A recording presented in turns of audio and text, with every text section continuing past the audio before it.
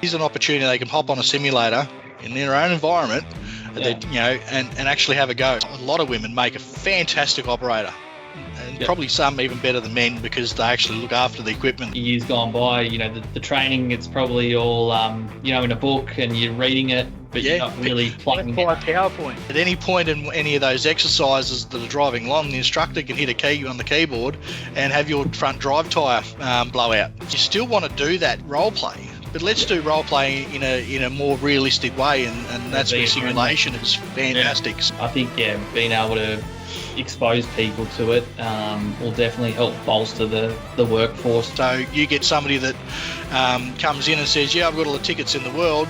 You actually put them on a machine and in the simulator and let them demonstrate that they know how to operate that machine before you put them on the real thing. All right, guys, welcome back to the pod. Today we've got a familiar face, Rodney Dunn. He's a former sales manager here at Seraphim Machinery and was our first host on the podcast. He's also even chanced his hand at TEDx and as a speaker on there. So, he's out and about and he's doing a few podcasts here and there. And now he's based in Forster. Rodney's leading the charge with the Tenstar simulation technology that's come about. And, he's out at TAFEs, universities, trade schools, training facilities and transforming, I guess, the way operators train. So welcome back to the pod, Rod. Thanks, mate. It's great to be back. Good to catch up with everybody too. It's been a bit of a while, but always good to have a catch up. Yeah, no, definitely. And for those who only just jumping on the podcast now, Rod was obviously with us from the very beginning. He was there when we were testing and trialing, episodes and guests and all the rest of it. So if it wasn't for Rod, we wouldn't have been able to do that. And, we definitely thank Rod for that time that he put in. And, it's become what it is today because of Rod, and we've expanded it. And it's really great to see. So, it's good that we can keep it going. A lot of it comes back to you, mate. You've done a fantastic job making sure that we sort of pushed it off. It's something that we did start off at the infancy back how long would it have been? 18 months ago.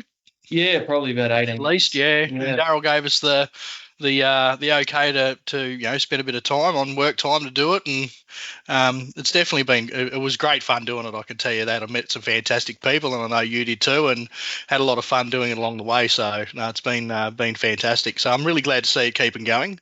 It's good to see everybody else having a bit of a dip too, and even yourself hosting the episode last time with Katie. Katie Nash was fantastic. I really enjoyed listening to that episode. So great work, guys. Keep it up. I really enjoy it. Yeah, I didn't think I'd get in front of camera because I was just happy to produce and do all mate, you're a natural. We try. But anyway. All right, Rod. Well, I guess let's start with Tenstar simulations. I guess give the people a bit of an understanding of the technology, where they're from, that sort of thing. Rightio. Yeah, well, Tenstar, it was sort of a really big sort of culture shift for me, changing from being in with Seraphims for just over 10 years there to deciding to go down something completely different like this. The technology is basically what we're producing is training simulators, a training simulator that we can train operators of motor vehicles, emergency service vehicles, so police drivers, ambulances, that sort of thing, all the way through to a lot of construction machinery, so excavators, bobcats, articulated haulers like the Moxies and things like that, and agriculture.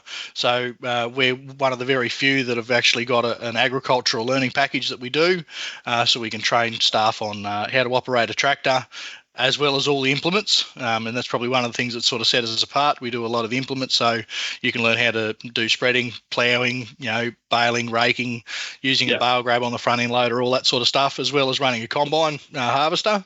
And you can even run two simulators side by side simultaneously, so you can do the harvesting and running the chaser bin. and Yeah, you right. both got to work together like you are in the paddock, and you both see each other, and if you run into each other, you feel each other, crash into each other, and things like that. So yeah, it's a training simulator that we can take basically brand new operators, teach them the basics all the way through to being sort of ready to hop in a real machine, and not so much be an expert straight away. The idea is we want to sort of shorten that training period, so that when they do get in the real machine, they're a lot more competent, ready to go. They learn a lot quicker through this method, because they don't have the distractions of the big machine, the actual noise of the machine, the dangers of doing that as well. It's a lot safer, and it's a lot cheaper to run a simulator for an hour or two while you're training somebody on how to do some tasks than running an excavator for 2 hours, or running a tractor in the field for 2 hours. A lot of the time you've got to have somebody in the machine with them, whereas here you can do it autonomously yourself on the simulator. So yeah, it's a lot of difference, but it's also opened a lot of doors for being out and about. I've been to Germany, I've been to Sweden already. I've also been to jail. Yeah. Went to jail last week. I heard about that story. Yeah, wasn't an inmate, which was good. When I told my kids I went to jail, they sort of flipped out and what did you do? So that's great faith in Dad's law-abiding citizen. Yeah. I got to go and help set up. We sold a couple of simulators to the Victorian correctional facilities, and they've set it up. They do a lot of in-house inmate training. On trying to prepare them before they leave to get out into the real world. They try to give them a bit of something to go into the workforce with, and what they've found is with that sort of rehabilitation and that training, by being able to put somebody into a real world situation with some real world skills, and they go and actually get a job, their chance of reoffending drops about 60%. It's massive. Yeah, wow. So we're really pushing hard to try to get more simulators into these correctional facilities. We don't call them jails, we call them correctional facilities, because we're trying to really get these guys, because you think construction, there's probably more of a chance of getting a job as with a record in construction than there would be to go out and get a job working in other industries. So they're saying, right, let's get these guys in, train them up, let them learn how to use an excavator or a bobcat or a tractor or combine harvester, any of those sort of things, and let's give them a bit of a chance. And so I got to go into the inner workings, in the inner sanctum of a fully functional maximum security prison, which was a bit of an eye opener. I can tell you. That's probably a bit of a luxury for them, in a sense that they get someone to come in and they've probably been, on their best behaviour to be able to get absolutely you guys to come in. Yeah, I'd imagine. So it's one of those things that the facilities themselves, the actual trainers, do a really good job. They pick out the inmates of who they're going to actually allow to do it. It's very regimented. Any bad behaviour by the inmate at all, they lose that privilege. So even within the day-to-day operations, they're finding that their behaviour is a lot better, because they don't want the opportunity to miss out by learning it, because it is a luxury, but it also gives them that hope that when they go to get out, they've actually got something that they can fall back on, some skills and some learning stuff. So they're obviously not going to get that opportunity to actually drive that machine or train on that machine because they're in a facility. So that's right. It gives them the opportunity and foot in the door with that type of machinery or whatever machinery that they'd be working on, and then when they do get out back into the real world, they can whether they use that technology again or they may just go on an actual machine, but at least they've been most of the time you'd hope they'd get on a real machine, start earning some real money, and set themselves up that they can pick a better path in life, and sometimes that's all it takes. Somebody just needs that little bit of a head start once they get out. So no, that's a pretty exciting thing. But we've got a lot of different projects on the go at the moment. We're doing some with remote Aboriginal communities in Queensland and Northern Territory. We've got a training organisation that is setting up a dedicated, basically it's like a B double truck, and it's basically a training school on wheels. So they're going to have a couple of simulators in the A trailer up at the front where they can get in. They can learn how to operate the machinery. They're going to have augmented welders and things like that too, so they can learn how to MIG weld and things like that. And then they're also going to have like a dedicated sort of classroom. So it's not just simulators, it's a proper school. The idea is that going to these regional communities and actually talking to the people on their own land and teaching them while they're out there, they find they get a much better result than bringing them into the city. Because once they get into the city, they can that often either stay in the city and cause a muck, or they don't really focus on coming and learning. And the idea is we want these these people in these remote communities to learn different skills, but use those skills in their own community to actually benefit the community, because there's a lot of work to be done at those places, and a lot of them can be done from an operation of a machine. So teaching a guy how to drive a grader, perfect opportunity, because then they can start maintaining some of the roads and roadways and that around their place.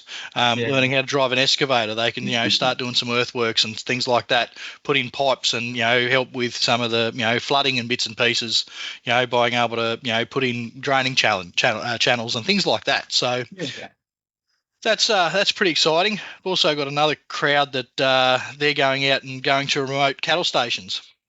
And teaching a lot of the backpackers that come in and do itinerant work in the dry season. They come in there, and a lot of them come in with very little skills.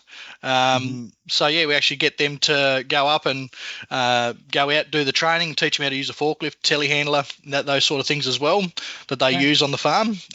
That's been pretty successful too. So not only are we doing the TAFEs and the universities and that sort of stuff, we're also getting out there in the real world and got a lot of training organisations taking it on as well. So it's fantastic opportunity to sort of do something completely different, but also touch back on my agricultural base and keeping it regional. That's the thing I'm pretty excited about, because there's a lot of work and a lot of opportunities in the city, but there's a lot of opportunities in the bush too to make a difference. And I think because in some of these rural areas, they might not have, access to actual machines. So at least it's something that they can be exposed to as well. So that's really great. But, look, it seems like just in your background there, you've got a fair few machines. So what are all the industries that you cross? Are you pretty much construction, agriculture? Yeah, it's construction, agriculture, and we say logistics. So that can be trucks, cranes, those sort of things. Cranes usually fall under the construction banner, but we're talking about forklifts, crane lorries. We've also got harvesting equipment for trees, so for the timber industry. So you can learn how to drive a timber harvester, which is, I've done a bit of that in my time mucking around, learning how to do that on the simulator. And I've quite often seen them running around home back, down in Victoria there where I was from. There's a lot of pine plantations, and seeing these harvesters run around and how quickly they can, thin out or bloody clear fell a bloody paddock full of pine trees is amazing. But actually getting in and having a go yourself, it's a bit of a different kettle of fish, and those operators do an amazing job. So it was fantastic to have that opportunity to do that. But there's so many different industries we sort of cross, and there's industries now that we're really pushing into, like the emergency services. So we've got a lot of projects at the moment with different state-based the driver education schools for the police. Looking at the way that they are teaching their recruits how to drive vehicles, but also how to teach some of their existing officers different, techniques. And some of the driving techniques that we're allowed to do in Australia are very limited because of the training facilities we've got. So we're pretty excited to be able to hopefully bring in some new, driving capabilities that we're able to teach in a safe environment and in that repetitive environment. Because if you can think, there's a manoeuvre called the pit manoeuvre, and basically it's where you can drive up to and alongside the vehicle, offending a vehicle, and you're able to actually cut across and hit their back quarter panel, spin them out, and stop the vehicle. We're not allowed to do that in Australia. It's not allowed to. So being able to practice that and learn that maneuver in a safe environment where you can repeat it before you go and actually do that in a in a real training environment, in a real vehicle, it just allows us to look at those sort of things, and hopefully then it's going to make our road safer. Make it so that the police have another bar up their sleeve, so they can actually go and hopefully bring some of these offenders, pull them over quicker if they're trying to make it get away. Where you can just go and train that in the real world, like in an excavator, you can go out on a machine and it's that's right. And you can dig up something or whatever you got to do, but I'd imagine with that you can't just have a test dummy car and trying to. Well, the way that the teachers in Sweden, the way that they teach, because that's one of the countries that we're heavily involved with, and only because we've got one of the original trainers for the Swedish Police Force Driver Academy working for us now, and he's working for us full time. He's looking at a lot of the exercises and the way the training package and things go, because at the end of the day, a simulator, the training simulator, really comes down to two sort of thoughts. You've got a part of the simulator that's got to be accurate, and it's got to feel like a real machine, and it's got to perform and have that same vehicle dynamics and give the user that real feel. But then you've also got the learning, and the learning part of it that's where it takes it from feeling like a game to, hang on a minute, I can actually learn how to do certain things, and I can actually get some value out of this. And so he's doing a lot of work with that. So with the Swedish police force, they actually had multiple vehicles, old crap boxes, paddock bashes type thing that they would be training in. And he goes, we would go through one a weekend where to just get to the point where we couldn't use it anymore, because the first few times they go to do it, they damage them. Either they damage the car that they're in or damage the car that they're trying to pull over, and it's not safe. And it took a lot of work to get them to that point where they can actually go out and do it in the real world too. A lot of class hours. You have to get checked off to be able to do all that. So it was a very long sort of arduous task. Whereas now, they're putting a lot of their staff through, a lot of their existing guys as well, giving them the refreshers so they can practice doing it. Because it's not something you practice all the time. So it's also something that we can repeat in that environment. And it's amazing what you can sort of do with that simulation, because it's not something you can do safely in a normal environment. Same with driving a forklift. You try learning to drive a forklift on an uneven surface. It's dangerous, and they tell you not to do it. We can actually do it and show you what it feels like, and show you what it feels like to tip over a forklift, and it's not fun. So how do you, I guess, achieve that realistic feel on the machine? That feedback that the operators get. How does that all come about? Is it? So there's a range of sort of technologies that we use. We can use like virtual reality headsets. So you put the headset on, you're fully immersed in the vehicle. So you look down, you look up, everywhere you look, you're within that machine. If it goes to tip over, your natural body reaction is to brace yourself, because you feel like you're tipping over. Yep. We've also got what we call our motion base, and that's got 3 actuators underneath. And that's a system called D-Box, and that basically allows us to have what we call 3 degrees of freedom. That's the term, and it basically moves left, right, back and side, and moves the seat and moves the simulator, so that if it goes to tip over one way, you feel the seat move. So your natural body leans over, and you're seeing that, it feels real. And I can tell you put a headset on and you put a truck into a black ice patch at 40, 50 kilometres an hour, and you don't think it's going too fast, but you run it into the trees, you think you're going to crash. You think you're really in a bit of trouble, because it really immerses you into that environment. Other things that we use is not just the visuals, but also the audio. There's a lot of audio that goes into our simulators, so we've got dedicated audiologists that all they do is they're looking at they're sound experts. They literally constantly work on trying to improve that. We've got things like eye tracking. So there's a little camera that sits at the very top of the simulator, and no matter where you look, if you haven't got the VR headset on, the virtual reality headset, if you're just using the screens, no matter where you look, it actually follows your head. So it moves the screen. So it makes you feel like you're more in that environment as well. Yeah, So it's all yes, in sync with the operator essentially. exactly. Yep. So then we start using real world, joysticks for the excavators. They're out of a real machine, so they feel like the real machine. The force feedback in the steering wheel. You go to turn a corner at a high speed compared to slow turning. It feels different. It feels different in a car. It feels different in the simulator. Same with the pedals. You can actually adjust the pedal strength so that you can set it up. If you're driving a truck and you want to show them what it's like to drive an old banger with very bad brakes, you can actually turn around and make the brakes act very, very relaxed. You can put slop in the steering, so as you turn the steering wheel, nothing happens, and then it picks it up like an old banger on the farm. Then you can actually make it really, really touchy, so that you can change all those settings and make it as realistic as you can. There's a lot of opportunities there to do that sort of stuff as well. So yeah, right. Because when I think simulation, which is nowhere near probably where you guys are going, but when you go for your P's test or L's test or whatever, you're on the computer and you got to select, when to stop or whatever. I'd imagine facilities like that would probably be looking at technology like this in the future. I don't know if they're already doing it now. Glad you brought it up. Yeah, that's one of my sort of core things that I'm not probably spending enough time on. I'd love to. I know there's already people in the industry, and not from our company. There's other real basic simulator companies here in Australia that are doing a lot of advocacy work, trying to look at the way we do our training, our P's like license testing.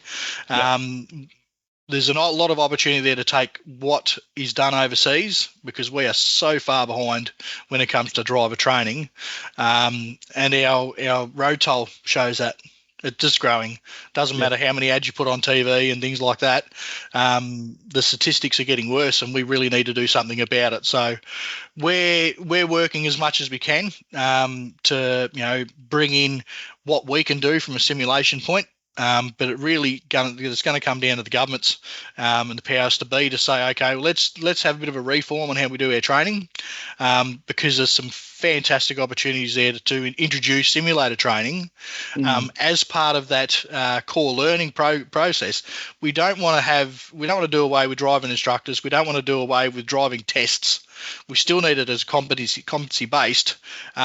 But whacking a student in a car for 120 hours, and we know a lot of the time they get fudged, with an untrained operator, as in for a teacher, mum and dads aren't teachers. I'm not a teacher. I've got 3 on my L's. They're going through, and it's a frigging nightmare trying to get the hours up, trying to teach them. They're all individual, and it's such a bloody arduous task. And I've probably got a lot of bad habits, so I pass those bad habits on, whereas a simulator doesn't. So we're not saying let's replace that real world driving either. We're saying let's incorporate it so that we can teach these students how to, it's fantastic. I've got a simulator at home, whack the kids on and say, rightio, learn how to reverse parallel park. Mate, doesn't crash my vehicle. And the fact that it goes through step by step shows them some really good tips on how to do it. Then they can practice and practice and practice. I can get in there and I can actually see how many times they've tried, how they've gone, what sort of, how they've gone in regards to their parking. One of them, I'm ready to, let them drive my work vehicle and say, right, are you going parallel park? You got this nailed.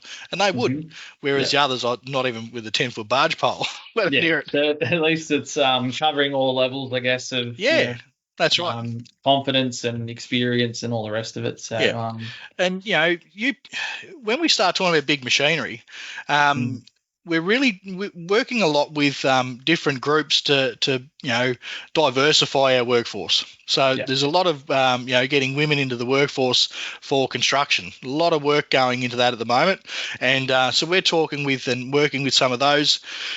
Some women a lot of women make a fantastic operator, and probably some even better than men, because they actually look after the equipment. They're not as cocky.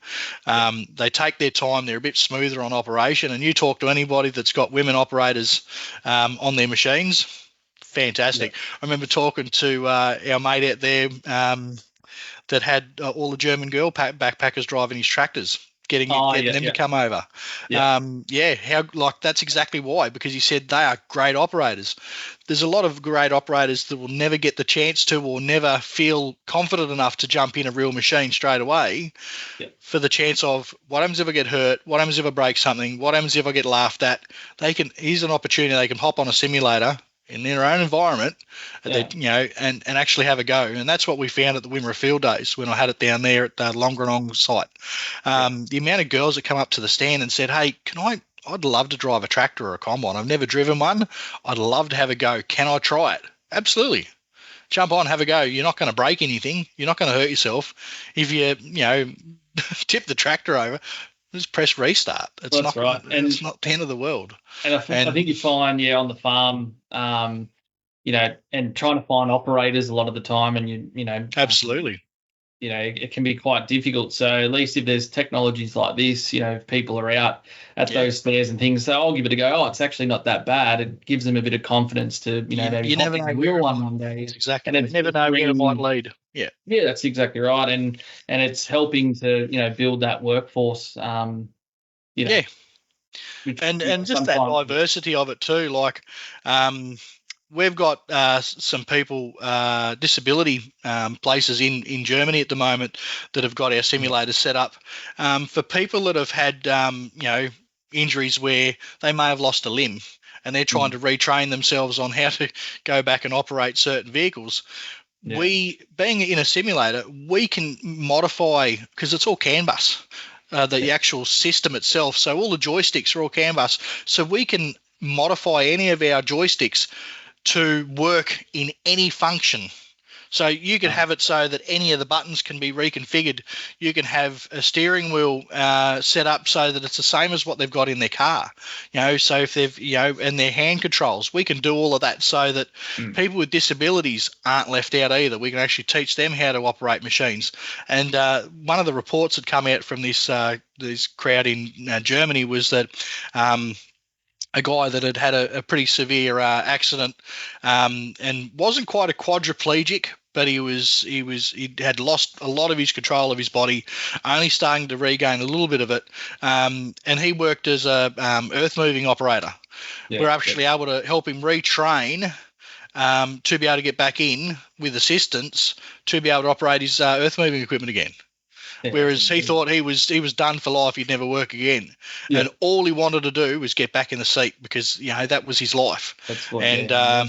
Being able to do that sort of stuff, that's the real world changes that I'm sort of excited about. So definitely be rewarding when you hear about all those sort of stories, I guess. And it can be. It doesn't mean that I certainly don't miss the Seraphim machinery stuff and our baby, the oldie sow and eco sow and talking to all their fantastic farmers and a lot of the customers that I got to meet along the way and some of the friendships I formed with the customers as well.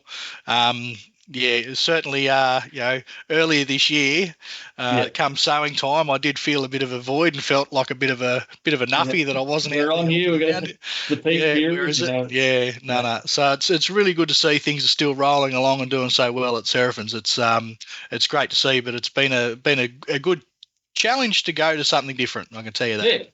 Yeah, definitely. It and it's trying to get this product across Australia and, getting it into facilities or to, been a lot of work. Businesses that may require it if they've got quite a large workforce or whatnot. But I guess with the machines, is it brand agnostic? Like, you can tailor it to whatever machine. So just say if you were driving a Fendt or a Massey or... Yeah, with anything, it all... With simulation, you can literally create anything you want. Yeah, just comes down to money and time. So we've got close to 75 software engineers that work for us full time, and all their job is developing and updating and changing and modifying and improving our product. So we've got some very big clients like Liebherr, which is a big German manufacturer of a lot of construction machinery. Yeah. We've got dedicated agnostic sort of things branded for them, but only used for them. So the Tenstar product that I'm selling and promoting, that is basically unbranded, and we're trying to make it as generic as we can. That's probably the best way to put it. So the idea is we're trying to teach students the fundamentals of the operation rather than this is how you operate a Fendt 1050. Yeah.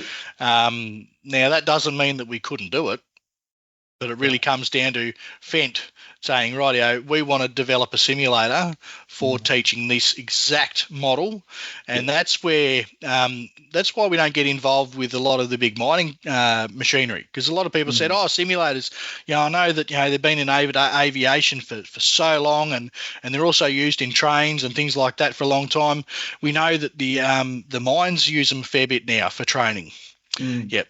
Those simulators you see in the mines are similar concept, but they are dedicated to that specific model, and they don't do a multiple range of things. They literally teach you how to operate one particular model. And when you hop in those things, it's like you're sitting in the cab. They usually have a cabin off one of the real machines, and everything's decked out. All the buttons are 100% identical. You hop in and you feel like you are in that machine, in that environment.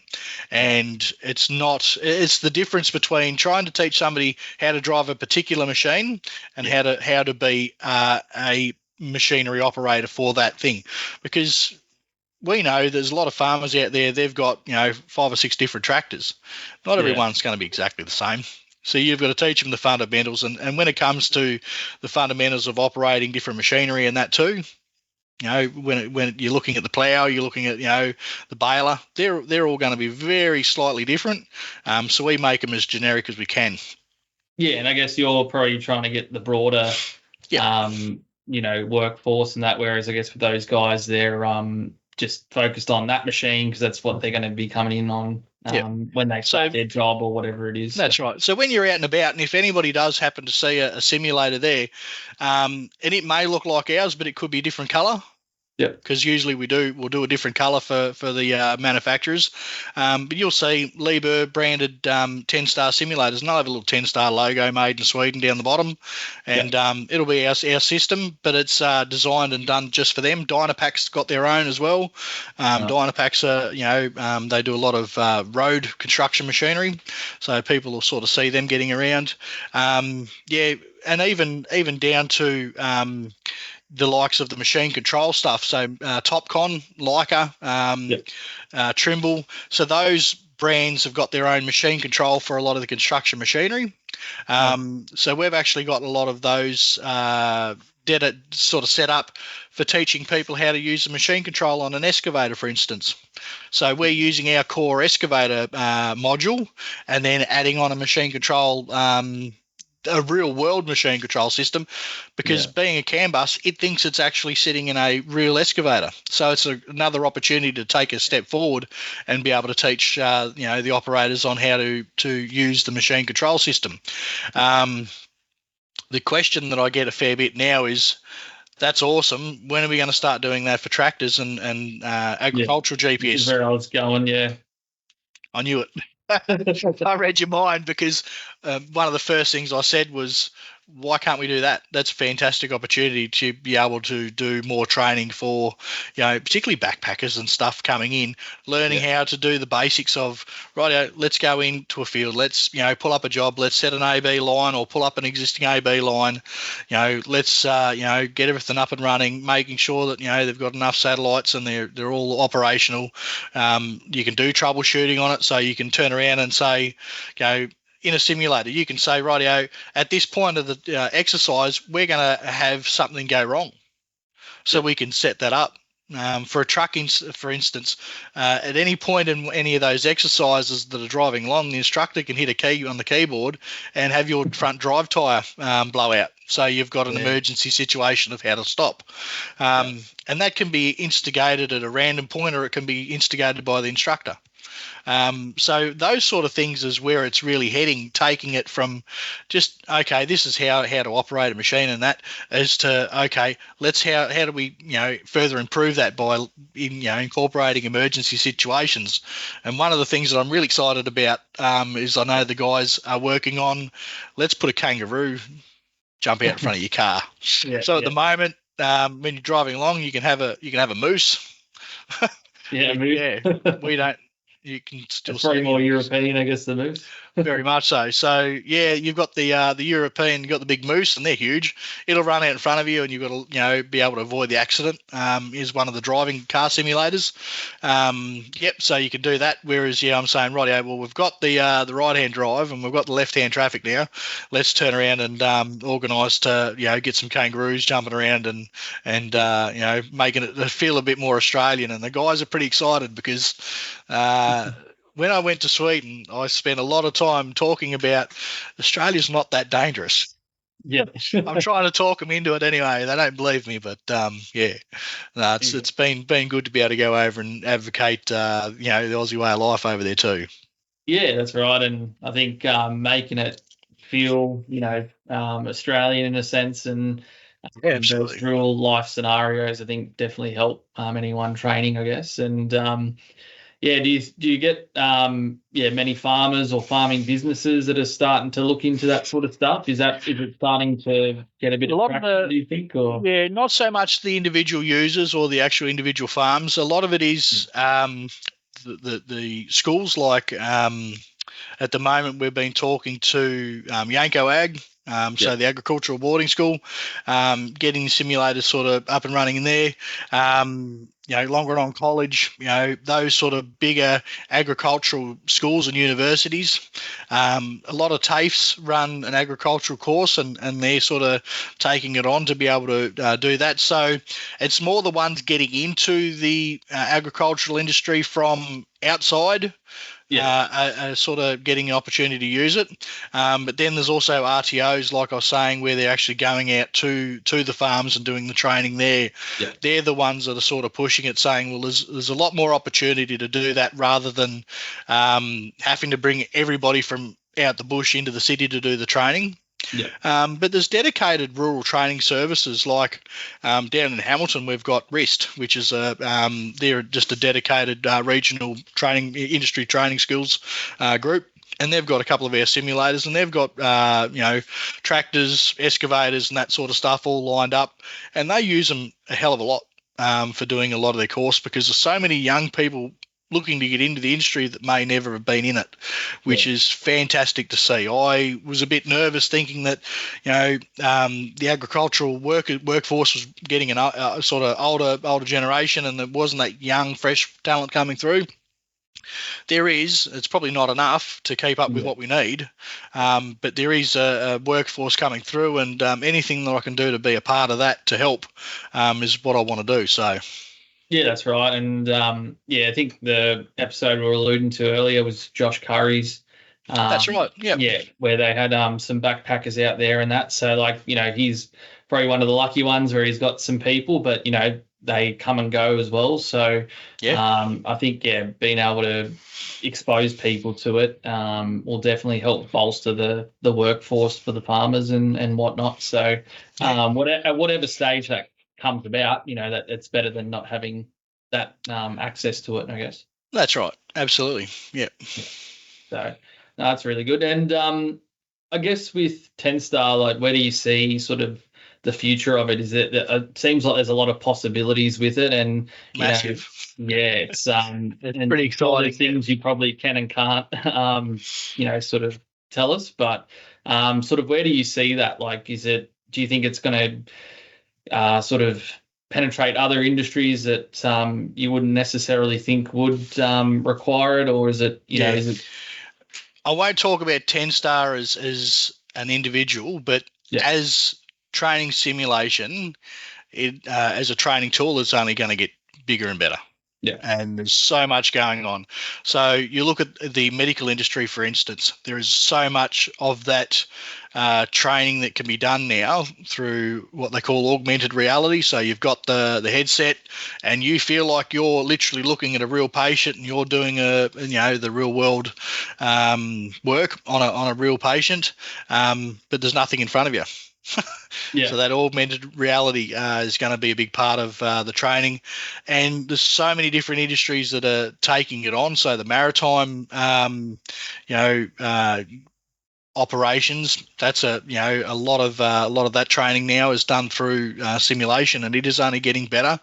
But But here's an interesting sort of project that we were involved with, and it's something sort of completely random. Is in, and I think it was Sweden as well, but I'm not 100% sure what country it was. But we got approached by their transport group for the rail, saying that their conductors were having a lot of trouble with unruly passengers and how to deal with unruly passengers on the train, not having their fare. Now, you don't think that's much of an issue, but it was that much of an issue for this country that they actually got us to develop a training simulation using virtual reality, and not the machine control like a simulator, but the actual virtual reality part, of a constructor going onto a train, walking down the aisle and talking to different passengers on the train, and each passenger reacted different. And your tone of voice and the way you spoke to them would react differently to them, and how they would react to you. And you had a different challenge to go through. And the project basically was a trial to show that we could do it, and if we needed to implement it, we could. So that's as far as it got. But that's another simulation training, is dealing with different difficult customers. One of the things that we're talking with a lot of the industries at the moment is emergency services, and how to work on an accident scene, say a car crash. You've got fireys turning up, you've got ambulances, you've usually got the VRA, those emergency guys turning up, SES and those sort of people, police. They're all on the scene together. We can actually train it so that each individual simulator could have a police person driving to the crash scene. You could have the ambulance driving to the crash scene. When they arrive, then they've got to be able to get out. The ambulance has got to be able to triage the patients, and they'll do that with the virtual reality headset. So that'll be a step that they've got to do. They've got to be able to go and have a meeting and basically work out how they're going to handle this crash scene. So a lot of it will come down to not just a machine operation, but also communication, workflow, how things progress, all done in a virtual reality environment that can be changed and modified and set up so that so many different things could happen within that one simulation. It's amazing. Your imagination's your limit, really, when it comes to it. That's the exciting part about it. And I'd imagine, years gone by, the training, it's probably all in a book and you're reading it, but you're not really plugging by PowerPoint. Yeah, exactly. And I think being able to get in that scenario and give you different scenarios, and you hope you don't get into those scenarios throughout your career, but if that does come about, if you've never been exposed to it, even though you might know by reading about it or talking about it in the class as you're training, actually feeling and being in that situation would definitely. I've just been watching. Some of my girls have been doing some TAFE training, doing some courses, and within those lessons, they've got to do role play. And my girls hated it. They absolutely hated the role play. They just said it doesn't feel realistic. You feel like an idiot trying to pretend that your teacher is a person or a patient or somebody, and being able to take it from that environment. You still want to do that role play, but let's do role play in a more realistic way, and that's where simulation is fantastic. So that's really, really going to be where a lot of it heads. I think you'll find a lot more industry will be taking it on, and there's so many startups that are coming into the industry now, looking at doing niche training for individuals, and that's pretty exciting too. That it means that there's going to be more. The technology is fantastic now, but the more we get people involved in it, the more the industry will grow anyway. Yeah, that's right. Yeah, and I think it's the sky's the limit with this technology, and I can see people start doing some great things with it. And I guess for people listening and for organisations that would be interested in this, how do they go about sort of approaching you guys? Is there a bit of a process involved, or? Not really. Anybody in Australia is more than welcome just to reach out to myself direct. Or just usually go onto our website, have a look at what we do first, so tenstar.com. tenstarsimulation.com. Yeah. Go and have a look there and check it out. You'll find all my details on there. You can reach out. So I'm the Australian representative at the moment. We've got a reseller over in WA that they're a training organisation that not only does use the simulators for training, but they also sell and support the product over that way. We've just launched a new job description for somebody based out of Melbourne, so we're growing the team already based on my success, they say. So we've really got we've had the ball rolling for a number of years now in Australia. We've got, I don't know, something like 30, 35 machines, I think, running at the moment in a different lot of environments, but we've got a lot of stuff happening at the moment. We've sold a few since I've started, which has been good, but it's a bit of a slow burn with some of these. You start off with one or two machines like we do with the correctional facilities. Start it up as a bit of a pilot program, show that it works and how it integrates. And once they can see the benefit in it, that'll turn into 15, 20, 30 machines in, it could be every state of Australia will eventually, adopt this technology. We've got some of the industry bodies really backing us as well. So the Civil Construction Federation of Australia, we're their preferred supplier and main sort of form of training supplier. So of the supplier tools. So they're working with us to really get that word out to a lot of those construction companies as well, to say, well, going forward, it's not just training that we can utilise the simulators for either. We can use it for pre-employment checks. So you get somebody that comes in and says, I've got all the tickets in the world. You actually put them on a machine and in the simulator and let them demonstrate that they know how to operate that machine before you put them on the real thing. So pre-employment checks, you can have return to work programs and things like that. So if somebody's been off work for 6 months with an injury and they're going to come back and operate a machine, they can jump on and do that. So those sort of things is really, really cool too. So there's so many opportunities, different ways, and even just using it as a marketing tool for the industry. That's where we've got some of the TAFE. They've set up mobile units in a trailer, and places like the Crane Industry of Association. They've got one dedicated in a trailer. Literally goes around from these expos that are trying to get new recruits and go to the schools and that sort of thing. Let them have a go and see what it's like to drive a tower crane when you're so far up high and you're moving stuff around that's so far down low. What it's like to sit up there and sway around in the wind and do that sort of thing. A lot of good opportunities for that too. So there's more than just training, but that's the primary use. Yeah, definitely, and I think it's only going to sort of grow from here. And it's an exciting industry, I guess, to be a part of. And it is. I think as technology develops, there's a lot of opportunity for it. So I'm sure I'll see a fair bit of it around. And Rod's always out there, putting informational sort of videos and things out there to get people exposed to it. So it's we do a lot of demonstrations as well. We've got a lot of demo machines running around. I've got pretty much one set up in every capital city now that I've got going from place to place. Do a lot of expos and that sort of stuff. Help out a lot of our customers as well. So if they're having a big event, I'll go down and help make sure the simulator's updated and running properly, and stand there and help man the site, so I can sort of get some of the feedback from the operators too. And it's been good.